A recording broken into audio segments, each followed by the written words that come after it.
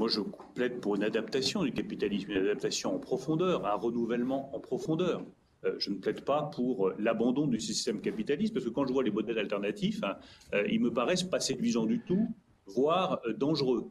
Si l'alternative au capitalisme, c'est le collectivisme, je préfère un capitalisme renouvelé, en profondeur, pour lequel je me bats, plus décarboné, avec moins d'inégalités.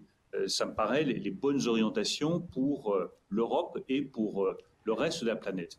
La deuxième chose sur laquelle je veux insister, c'est qu'il ne faut pas être naïf. Les rapports de force resteront au cœur des relations internationales, quel que soit le modèle économique sur lequel nous vivons.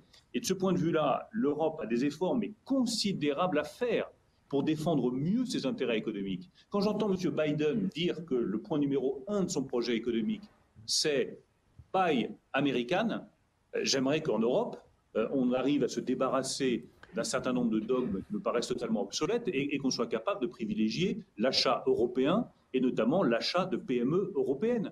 Quand je vois la manière dont la Chine protège son marché et le protège de plus en plus, avec des mesures de restriction qui sont parfois très contraignantes, il est temps que nous, en Europe, nous mettions en place une taxe carbone aux frontières le plus rapidement possible, parce que si on réduit nos émissions de CO2 à l'intérieur de l'Europe, ce n'est pas pour réimporter libre de droit des produits qui sont émetteurs de CO2. Donc l'Europe doit accomplir une révolution copernicienne pour défendre mieux ses intérêts, être plus offensive et se rassembler davantage.